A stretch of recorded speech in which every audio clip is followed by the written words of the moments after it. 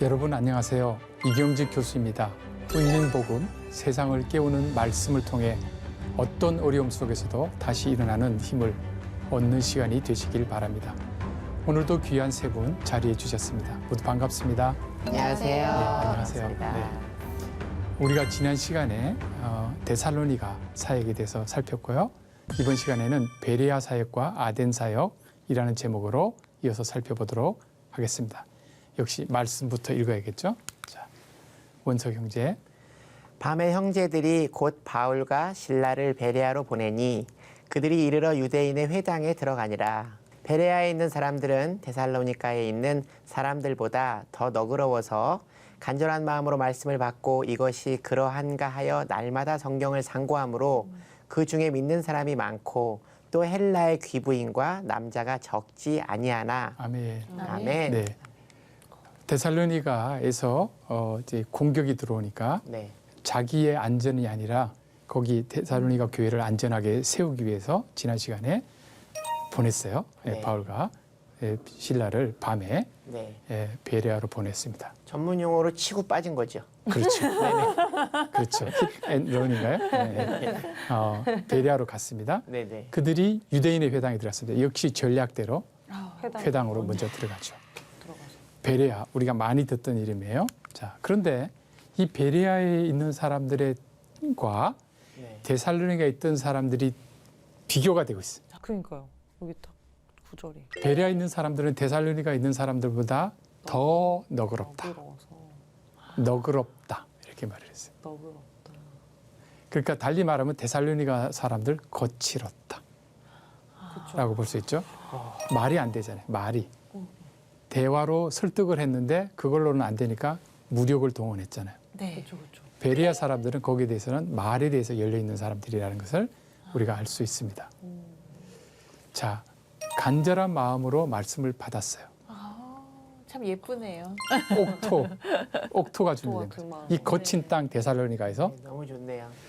그러니까 우리가 어떤 사역을 할 때 말씀을 이렇게 전하는데 여기 너무 거칠어가지고 막 안 통하고 막 난리가 나요. 뭐 어떤 그 열매는 맺어지지만 상황 때문에 빨리 옮겨가야 되는데 여기서 막 고집하고 막 복음을 듣든지 아니든지 전해야 되지만 거기 계속 고집만 하고 있으면 안 돼요. 이렇게 뭔가 계속 할 때는 이게 몰려 나간다고 할 때 이게 하나님의 또 인도하심이구나 하고 빨리 반응을 해서 시간을 아껴서 이동을 해야 될 수도 있습니다. 그때는 왜 내가 복음을 전하는데 더 시간도 많이 들이고 더 효과적이고 내가 더 전투적으로 해봐야지라고 했을 수도 있는데 순종하고 왔더니 옥토가 기다리고 있는 거예요. 근데 지금까지의 어떤 바울의 행적을 봤을 때 불안한데요. 뭔가 이대로 끝나지 않을 것 같고 그렇죠. 뒤에 무슨 사건이 기다리고 있을 항상 것 같고. 롤러코스터, 그죠? 네. 롤러코스터. 우리도 그렇듯이 네네. 너그러워서 간절한 마음으로 말씀을 받은 사람들이에요. 얼마나 옥토예요, 말씀을. 좋네요. 그러니까 구약을 펼쳐서 말씀을 전하면 잘 듣는다는 거예요. 근데 이 사람들의 또 특징이 있어요. 이것이 그러한가 해서 날마다 성경을 상고합니다. 성경을 이렇게 사랑하는 사람들이 뜨겁네요. 없는 거예요. 날마다 와. 안식일에 회당에 가서만이 아니라 날마다 구약 성경을 보고 있는 사람들입니다. 바울이 사역을 할 맛이 났겠어요. 그렇죠. 그때는. 할 맛이 그렇죠? 나죠. 네. 성경을 날마다 상고한다고 그랬는데요. 이게 우리에게 주는 교훈이 있어요. 우리가 주일에 교회 가서 설교를 들을 때 설교의 은혜를 받기 위해서는요. 매일 말씀을 읽어야 돼요. 그렇죠. 맞아. 말씀이 내 안에 들어오면요. 이렇게 설교를 듣잖아요. 그러면 그 말씀 하나가 기존에 내가 읽고 있던 말씀과 타다닥 부딪혀가지고 쫙쫙쫙쫙 하면서 수박거려요. 맞아요. 맞아. 너무나 하나를 배워도 열을 깨치는 사람 있죠. 네네. 이 사람은 예습을 많이 한 사람들이에요. 근데 평소에 성경 한 번도 안 읽어요. 주일만 가서 그 말씀 몇 구절 듣고 설교 들으면요. 이게 충분히 다 안 들어요. 아는 만큼 더 알아지는 거네요. 그렇죠. 진짜. 네. 아유. 아는 깨달은 만큼 만큼. 더. 그죠? 예습 안 하고 수업 들으면 못 따라가죠. 그렇죠. 맞아. 그러면서 설교 못했다고 탓만 하는 일이 발생을 합니다. 성경을 꼼꼼히 읽고 있어요. 그런데 설교자의 입장에서 생각해 보십시오. 이 사도 바울은요. 초대교회의 가장 유명한 사도 중에 한 명이고 또 탁월한 신학자였어요. 구약에 대해서 아주 박식한 사람이었어요. 하나님께서 신약을 적어도 13권을 기록하게 한 분이에요. 이런 정도의 권위를 가진 분이 와서 설교하면 그냥 아멘만 하고 있으면 되지 않겠어요? 아하. 그런데 정말 설교가 맞나? 하고 성경을 찾아보는 거예요. 그게 그 뜻이구나. 이것이 그런. 자, 설교자 입장에서 이런 교인들을 만나면 좋아요, 안 좋아요? 피곤해지지 않을까요? 네. 피곤하죠. 네. 왜 피곤할까요? 계속 체크하니까요. 아니 지금 믿음이 없는 거잖아요. 검증하려고 한다는 자체가. 바울의 말씀을 그대로 받아들이지 못하고 이게 믿음이 없는 거죠. 검증하려고 들 때는 그렇겠죠. 검증이 좋은 의미의 검증과 나쁜 의미의 검증이 있는데요. 분별을 하는 거. 흠집을 잡아내기 위해서. 아, 지금 목사- 그런 상황인 거예요? 아니에요. 아니죠? 아니. 다행이다. 근데 우리는 왜 설교자들이 부담스러워하냐면 흠집을 잡아내기 위해서 맞아요. 그걸 들여다보기 맞아요. 때문에 그래요. 근데 그게 아니라 이 사람들은 들은 말씀을 자기의 것으로 소화하기 위해서 말씀을 살핀 거예요. 아주 아름답네요. 이 설교 말씀이 자기가 읽는 성경을 더 밝혀 보여주는 가이드 역할을 한다는 것을 알아요. 네. 그냥 우리도 그래서 어떤 교회는 주일 설교를 하면 그 설교문을 요약을 해가지고 목장이나 구역 모임에 보내요. 네. 그래서 그 같은 말씀을 가지고 구역 모임을 하고 네. 순모임을 하는 경우를 봤어요. 네. 맞아요, 맞아요. 그때는 또 그 말씀만 살펴보겠죠. 네. 주일 설교 한번 듣는다고 해서 콩나물 물에 이렇게 지나가듯이 네. 끝나는 게 아니라 다시 부어야 되니까 동일한 말씀을 되새김질을 해볼 필요가 있는 것입니다. 베레아 성도들이 바로 그렇게 했어요. 베레아 성도들은 사도 바울이 설교를 하면서 얼마나 말의 오의를 잘 구사하고 있는지 고급진 언어를 쓰는지 거기에 관심 없었어요. 어떻게 말을 잘 전개하는지 관심 없었어요. 얼마나 조크를 많이 제공하는지 관심 없었어요. 정말 성경적인가를 확인했어요. 성경을 그대로 진리에 대해서 관심이 있었고 성경을 매일 살폈습니다. 시편 1편에 보면 복 있는 사람의 특징은 주님의 율법을 주야로 묵상하는 자라고 그랬어요. 네. 묵상이라는 건 소가 되새김질하듯이 계속 씹고 뱉고 씹고 이렇게 해서 여기서 완전히 자기 것으로 소화하는 사람이거든요. 영적 양식으로 삼는 사람이거든요. 베레아 사람들이 그런 사람들이었어요. 그렇게 성도들이 말씀을 들을 때 좀 더 적극적일 필요가 있겠다 하는 것입니다. 성경을 열심히 연구하고요. 하나님 말씀의 의미를 찾아보고 바울의 가르침이 성경과 일치하는지 살폈습니다. 그리고 매일 지속적으로 꼼꼼히 살펴봤습니다. 그리고 성경에서 진리를 찾을 수 있고 이해할 수 있다고 생각을 했어요. 진리를 찾을 수 있는 것은 성경뿐이라고 생각을 했습니다. 근데 보통 이렇게 되면 아까 말씀하신 것처럼 이렇게 시니컬해지거나 비판해서 흠집 잡아내려고 하는 경우가 생겨요. 베레아 사람들을 보면요, 이 지성이 아주 탁월한 사람들이에요. 이렇게 성경을 꼼꼼히 살펴요. 그러면서도 가슴이 뜨거운 사람들이에요. 우리 이 두 가지가 같이 가기 어려워요. 네. 머리가 차가우면 가슴도 차갑고요. 가슴이 뜨거우면 머리도 뜨거워져서 멀티가 과일이 안 돼가지고 이게 돼서. 네. 판단을 제대로 못해요. 멀티가 안 돼서. 그래가지고 설교자가 틀린 말 했는데도 아멘 하는 경우 무조건 있다. 이런 뭐든지 말해라. 나는 아멘할 준비가 돼 있다. 이렇게 되는 일이 발생을 해요. 차가운 머리와 뜨거운 가슴. 이것이 있어요. 그래서 성경을 읽을 때 무엇이 주어고 뭐가 수로인지 이게 의문문인지 감탄문인지를 구분해야 돼요. 문장의 기능이 뭔지를 정확히 알아야 돼요. 그래야지 말씀을 이해하죠. 안 그러면 오해하고 읽는 경우가 많이 생깁니다. 그런데 이 차가운 머리라는 것은 이게 정확히 문장을 이해하고 읽을 수 있어야 되죠. 그래서 예를 들어서 성경을 헬라어 원어로 읽고 싶다. 그러면 헬라어를 배워야 되죠. 그땐 차가운 머리가 필요하죠. 그때 뜨거운 가슴은 뭐냐면 말씀에 대해서 아멘하고 순종하려는 믿음이 있어야 된다 하는 것입니다. 그런데 교회를 이끌고 가는 사람 입장에서는요, 설교자 입장에서는 성도들이 이렇게 성경을 꼼꼼히 이렇게 설교 중에 안 쳐다보고 갑자기 성경을 이렇게 찾아보면 가슴이 철렁해요. 그래서 전통적으로 성도들이 성경에 대해서 모르는 걸 선호하는 경향이 있었습니다. 오. 왜냐하면 뭘 이렇게 설교 시간에 이렇게 가르쳐 주려고 하는데 이미 다 알고 있어요. 더 알고 있어요. 그 신학교에서 강의할 때 요즘 무서운 게 이제 인터넷 다 되거든요. 뭘 말하면 바로 그 자리에서 검색을 한다고요. 학생들이. 그래서 틀렸는데요. 이렇게. 아유 부담스러워. 그렇지만 강의는 정확해지겠죠. 또 긴장되겠죠. 그렇죠. 중세 로마 가톨릭에서는 신자들이 성경을 못 읽도록 했어요. 맞아, 라틴. 그래야지 사제들이 아무 소리나 해도 다 아멘하니까. 세상에. 그래서 중세교회가 타락했던 거예요. 맞아, 맞아. 그래서 여러분 그 뮤지컬 더북이라는 거 크리스찬 뮤지컬 보신 적 있으세요? 저는 가서 봤는데 그 책의 사람들, 성경의 사람들.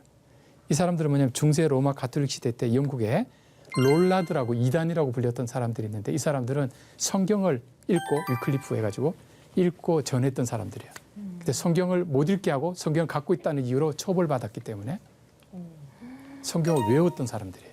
와, 와 어떻게 외우지? 그래서 저는 2번이나 그 공연을 가서 보고 은혜를 받았던 기억이 납니다. 여러분들이 모르신다는 사실에 제가 지금 놀라고 있습니다. 기회가 되는. 성경이 된 사람들, 이런 사람들, 암송하고 다니는 사람들. 이 사람들은 성경을 읽었다는 이유 때문에, 성경을 소유하고 있다는 이유 때문에 중세 로마 가톨릭으로부터 이단 취급받고 핍박을 받고 죽임을 당했습니다. 이게 교회 안에서 가능한 일이에요? 왜 그랬을까요? 성도들이 베레아 사람들처럼 성경을 정말 그러한가 확인하는 일을 못하도록 하기 위해서입니다. 오늘날도 목회를 하고 할 때 성도들이 열심히 성경 공부하는 거 두려워해서는 안 됩니다.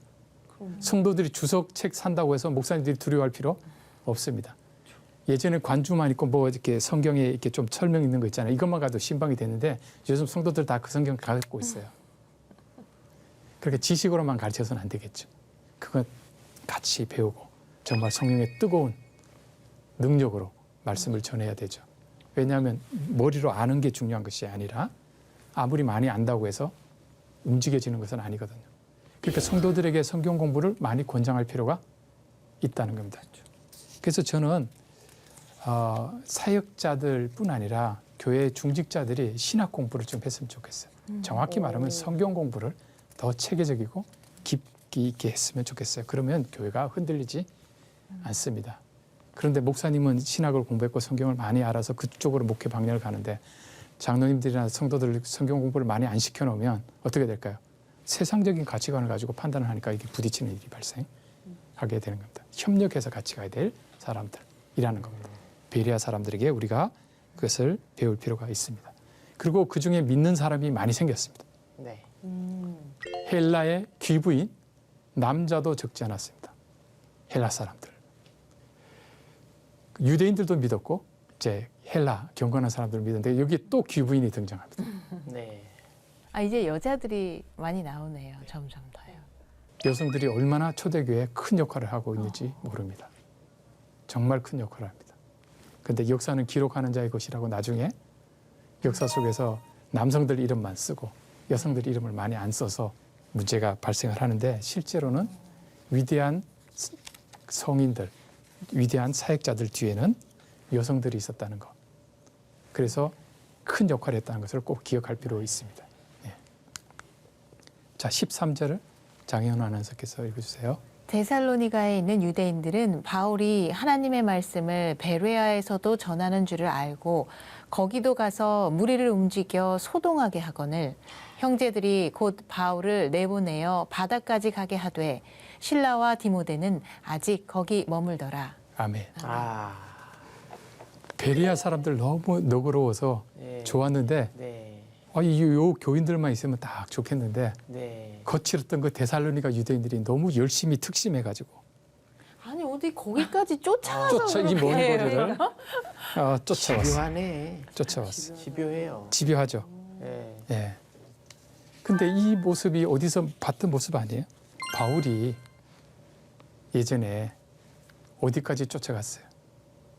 아 바울이 그 믿는 자들을 핍박할 핍박하기 때요. 위해서. 와. 안디옥까지 쫓아갔죠. 부메랑으로 돌아온 건가요? 그렇죠. 그대로 그러니까 돌아오네요. 바울은 이 사람들을 이해할 수 있어요. 내가 주님을 만나지 못했더라면 똑같은 모습이다. 그래서 무리를 움직여 소동합니다. 거기서 썼던 방식 똑같이 데살로니가 썼던 방식을 똑같이 합니다. 그랬더니 형제들이 바울을 내보내서 바다로 나가게 합니다. 바울이 실패한 것 같아요? 아닙니다. 또 다른 데로 보내실 거예요. 더 중요한 곳으로 보내십니다. 그리고 실라와 디모데는 아직 거기 머물러 있습니다. 또 남겨두시는군요. 아까는 데살로니가 교회는 누가가 남았고 네. 여기는 실라와 디모데가 디모데가. 남아서 남은 교인들 이게 아직 뒷마무리를 해야 되는 것이죠. 양육하고 세우는 일을 은근히 네. 체계적이시네요. 매우 체계적인 아주 그렇죠. 그런데 여기서 주목할 또 바울이 리더인데도 네. 항상 전투의 선봉에 서잖아요. 그렇죠. 네. 남겨놓고 자기는 적진으로 제일 먼저 앞으로 나가는 모습을 볼 수 있습니다. 리더면 보통 뒤에서 지휘하고 그렇죠. 네. 야 너가 저 앞에 가서 싸우다가 죽어 뭐 이렇게 할 수 있는데 자기가 제일 앞장서서 나가고 있는 것을 볼 수 있습니다.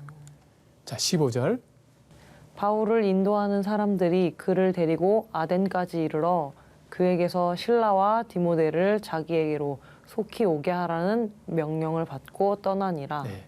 바울을 인도하는 사람들이 이제 아덴까지 데려왔어요. 아덴이 어디냐면 아테네. 아, 지금의 아테네가 네, 아테네. 아덴이가. 발음을 아덴이라고 해서 그렇지 아테네입니다. 오. 그리스의 수도, 네. 철학자들의 도시, 학문의 도시. 그죠? 아텐. 1차 선교 여행에서는 아텐에 방문하지 않았어요. 지금 처음 방문하고 있는 곳입니다. 2차 선교 여행에서 처음 방문. 어떻게 처음 방문하게 됐죠? 쫓겨나가지고. 그리고 실라와 디모데를 속히 오게 하라고 합니다. 그러니까 지금 급하게 지금 얼마나 급하게 움직이는지를 알 수 있어요. 그러나 실라와 디모데가 오면 이제 아테네에서 본격적인 사역을 시작하겠다고 마음을 먹은 거예요. 합동 공격이지요. 예. 지시를 하고 떠났습니다. 그런데 원석 형제, 바울이 아덴에서 그들을 기다리다가 그 성에 우상이 가득한 것을 보고 마음에 격분하여 회당에서는 유대인과 경건한 사람들과 또 장터에서는 날마다 만나는 사람들과 변론하니 예, 아멘. 바울이 기다렸어야 되는데 아. 실라와 디모데가 오기를 기다렸어야 되는데 자기는 지금 혈혈 단신 혼자인데 기다리다가 마음이 격분하게 됐어요. 오. 그냥 기다렸던 게 아니에요. 시장 조사를 했던 것 같아요. 아테네를 이렇게 돌아다녀서 본 거예요. 그랬더니 우상이 가득한 거예요. 우상이. 아테네는요 지금도 가면 관광지예요. 가면 뭐 파르테논 신전도 있고 뭐 해가지고 그걸로 돈을 지금도 벌고 있어요. 그리스가 이 당시의 걸로 보면 다 신전들이고 이렇게 막 많아요. 막 기둥도 있고 그러면 막 가이드가 설명해주고 막 이렇게 해요. 그럼 돈 내고 막 이렇게 들어요. 그런데 바울은 이 문화에 압도되지 않았어요. 당시 그리스의 특징이 뭐냐면 건축이 뛰어났어요. 네. 조각. 조각. 그 사람들은 시각 문화였어요. 겉으로 보이는 조각, 건축물 이게 굉장히 이 사람들의 문화의 핵심이었어요. 그러니까 딱 보는 순간 압도당하는 거예요. 그래서 와 이렇게 감탄하게 돼 있어요. 근데 바울은 와가 아니라 화가 났어요. 왜요? 그걸 문화유산으로 보는 게 아니라 우상들로 본 거예요. 본질을 꿰뚫은 거예요. 겉으로 아무리 화려해도 그것은 우상이다 하는 거죠.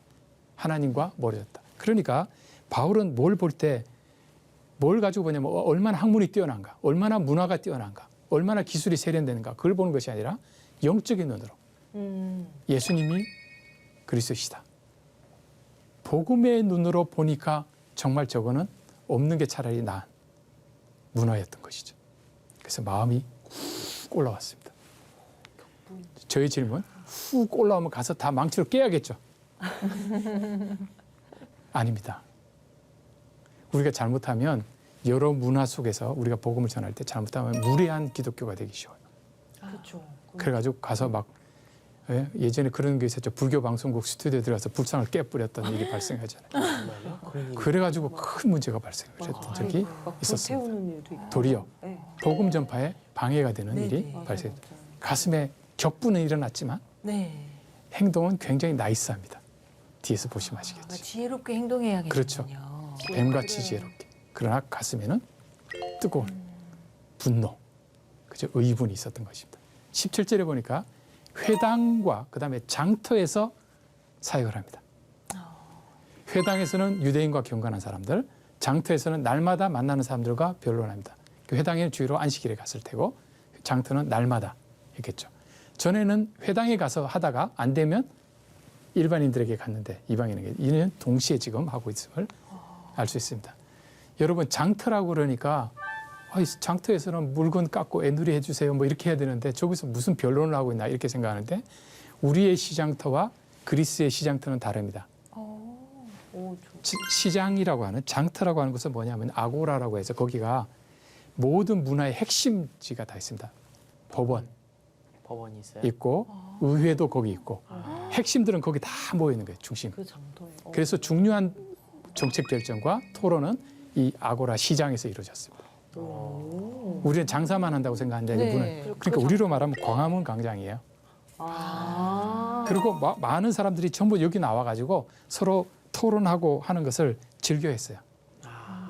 한 도시가 그 당시에 폴리스가 인구가 2만 3만밖에 안 되기 때문에 직접 민주주의가 가능했던 것입니다. 근데 여기 우상이 가득하다고 했잖아요. 정확히 원어대로하면 우상들에게 넘어간 이란 뜻입니다. 우상들에게 우상의 늪에 빠진. 그러니까 이 아테네의 발을 디디면 우상의 늪에 빠져서 호적거려서 질식될 수밖에 없다는 겁니다. 그러니까 아테네의 아름다운 조각에 눈이 그냥 감동을 받은 것이 아니라는 거죠. 바울은 지금 17절에 보면 어디든 사람이 있는 곳이면 복음을 전했습니다. 회당과 장터였습니다. 만나는 사람, 누구든지 마주치면 다 붙잡고 변론을 했습니다. 변론을 한다는 것은 복음을 옹호했다는 겁니다. 이 아테네는 굉장히 중요한 곳이에요. 로마 시대가 돼서 이전에 정치적인 영향력은 잃어버렸지만 여전히 최고 수준의 문화였고 로마는 겉으로는 번반하고 이렇게 그 인프라 이것만 갖췄지만 안에 소프트웨어는 그리스입니다. 그래서 우리가 그리스 로마 문화라고 이야기를 합니다. 그리스 로마 맞아. 예, 로마 문화지만 그리스 로마. 로마에는 오리지널한 게 없습니다. 다 그리스입니다. 그러니까 아테네가 얼마나 중요한 도시임을 알 수 있습니다. 바로 이곳에 복음을 들고 갔습니다. 자, 18절 읽어주실까요? 어떤 에피크로스와 스토아 철학자들도 바울과 쟁론할세 어떤 사람은 이르되 이 말쟁이가 무슨 말을 하고자 하느냐 하고 어떤 사람은 이르되 이방 신들을 전하는 사람인가 보다 하니 이는 바울이 예수와 부활을 전하기 때문이러라. 네. 아멘. 특이하게 18절에 철학자들이 등장합니다. 에피쿠로스 철학자들과 스토아 철학자입니다. 역사 시간에 배웠던 기억이 배웠죠? 나네요. 예, 여기 성경에 나올 줄이야? 네. 예. 아테네가 철학의 도시라는 것을 알 수 있는 학문의 도시. 이 사람들이 그러니까 여러 사람들 그중에 나누라는 그 시대 아테네와 그리스 로마 사회를 이끌어가는 중심 사상이 에피쿠로스주의와 스토아주의였습니다. 이 두 사상의 오리지널들이 앉아있는 아테네에서 바울과 만났습니다. 어떤 사람이 뭐라고 하냐면 바울을 평가하기를 말쟁이라고 했어요. 말쟁이. 예. 입을 털고 있는 것이죠. 세구나. 또 어떤 사람은 이방신들을 전하는 사람이다. 이렇게 말했어요. 근데 이 말에 말쟁이라고 하는 것은 바울이 말을 잘했다는 뜻도 되지만 이 말쟁이가 무슨 말을 하고자 하느냐 할 때 말에 있어서는 당시 아테네 철학자들이 최고 수사를 학을 해서 최고 능력을 발휘하고 있었거든요. 그러니까 뭐냐면 너 말 좀 해? 한번 해봐. 되나 안 되나 보자. 이런 태도가 있고 또 어떤 사람들은 이방신을 전한다. 이방신은 낯선 신이라는 뜻이에요. 우리가 알지 못하는 신을 전하고 있다는 거예요. 그들에겐 이방신이죠. 그들에게 이방신들이죠. 왜냐하면 바울이 예수님과 부활을 전했기 때문에. 네. 이게 굉장히 이 사람들에게는 낯설었어요.